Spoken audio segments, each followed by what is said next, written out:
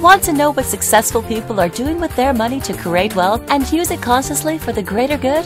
Welcome back to Wealth Unplugged, the weekly podcast that gives you diamond tips on creating conscious wealth from changemakers, world shakers, and wealth creators. Now here's your host, Barbara Turley. Hi there, and welcome to another week of Wealth Unplugged, the podcast where I give you my key strategies and takeaways from the guests that I interview on my Feminine Wealth TV show. Now, if you want to get the full shows and watch my full interviews, you can get those over on my website at energizewealth.com, and the full interviews are there. So here on this podcast, I just narrow down my key strategies that I get from the guests on my show. And I give them to you here in this bite-sized pieces that you can just take away and really implement straight away into your own life. So it's usually about 10 or 15 minutes long, never much longer than that. So it's very easy to get it in while you're doing the shopping, in the car, or I know a lot of you listen to this when you're out walking or out running. So it's a great way to get it in.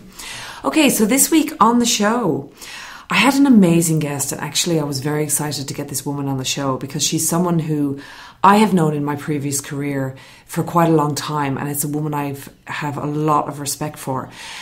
She is a former advisor to the White House. She advises some of the biggest sovereign wealth funds in the world, so the biggest investors in the world. And on top of all of that, she's an entrepreneur by herself as well. She runs her own company. Her name is Dr. Pippa Malmgren. And Dr. Pippa Malmgren is basically a global economic strategist. And she has recently written a book called Signals. And Signals, the book, I love it because it's all about making everyday signals that we see around us in our everyday lives, things that we can all follow to make better financial decisions and to actually see where the economy is going. So look, the interview was absolutely fascinating, and I would really urge you to go and listen to the whole interview because honestly I could have had like 10 takeouts from her talk with me. But the three key ones I really wanted to talk about today. The first one, obviously, this concept of signals. You know, she wrote this book, and what triggered her writing a book called Signals was back in 2007, Pippa actually correctly advised people to sell down all of their assets. She sold her own house, she sold her own assets, and she basically said to everyone it was time to sell up. People thought she was completely mad, but of course, in the end, she correctly predicted the financial crisis coming.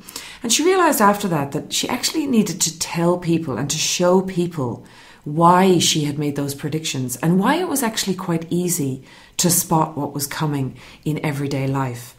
So she tells us that basically economic signals are absolutely everywhere. They're all around us, and it's really about us using our heads and watching what's going on in our everyday lives. A classic example of this is the property market.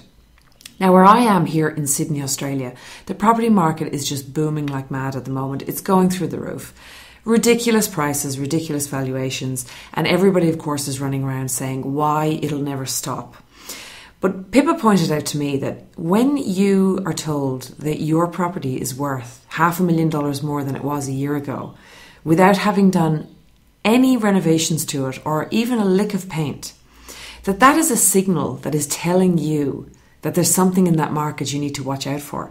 And I wholeheartedly agree with this because people never question. You never question why a price is higher, particularly when it comes to investments. So ask the question and ask yourself, what is this signal telling me about what's going on in the money markets, in the property markets, and why I should be making decisions based on this? The other thing you can watch out for in our everyday lives. Did you notice how the packaging in things is getting smaller? So all of a sudden you pay the same price for certain food items in the supermarket, but yet the packaging is slightly smaller. Or I always notice this with clothes. You know, clothes are they've been getting cheaper and cheaper for a long time, but have you noticed how the quality is dropping? And what are all these signals telling us about what's going on? Well, with the quality of clothes dropping, that's telling you that in the emerging markets where huge amounts of clothes are made today in Asia and China and all these places, wages are actually going up. The cost of living is going up in those places and the demand is higher. So in order to keep the price of clothing lower, the quality drops. So basically what's happening here, and this is my second sort of key takeout from Pippa, what's happening here is a basic concept called inflation.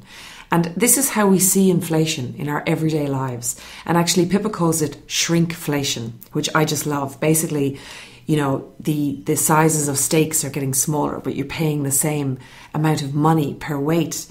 So watch out for these things in our everyday lives, and know that when you see this stuff happening, when inflation is happening, the signal there, those are the signals that are telling you it's happening. And what it means is that the governments and central banks are forcing money out of savings accounts. Now, why is this important?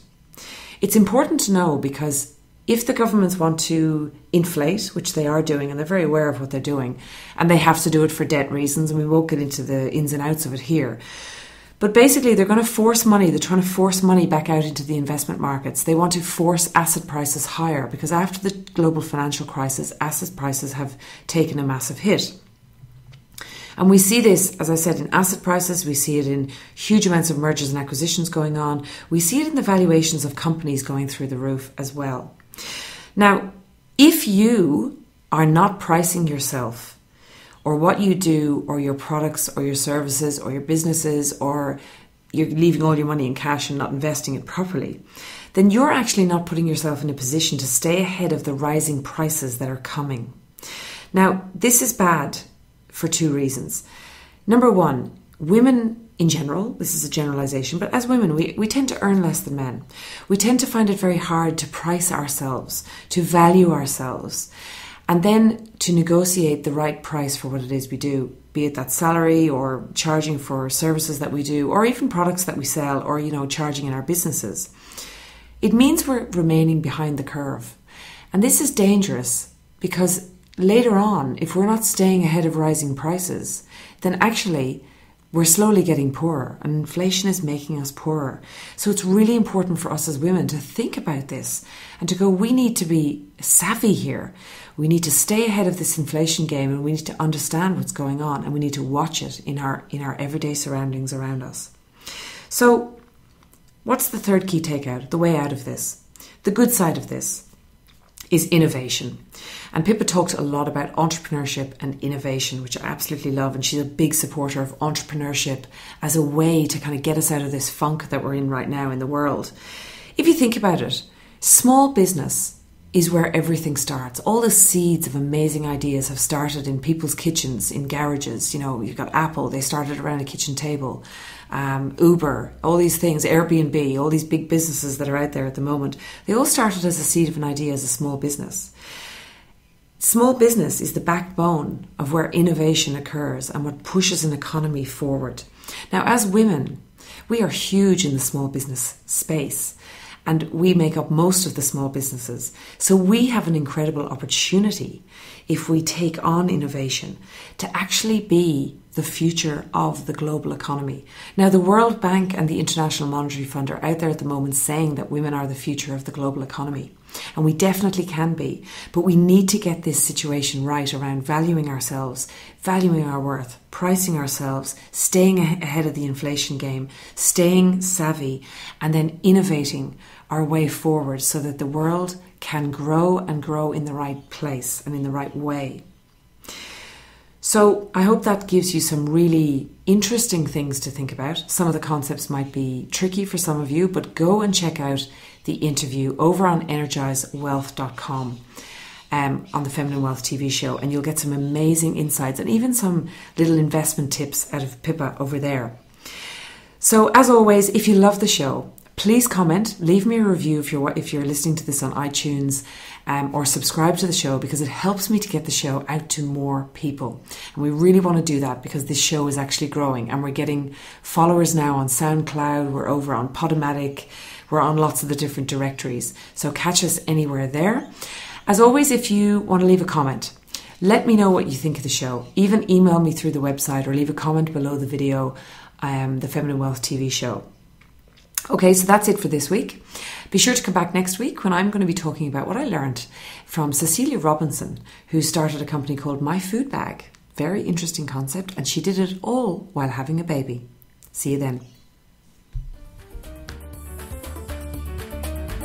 Thanks for tuning in. Come and join us on energizewealth.com to continue the conversation. Get your free video training, 7 Steps to Energized Wealth, and watch the video interviews that were the inspiration behind this episode.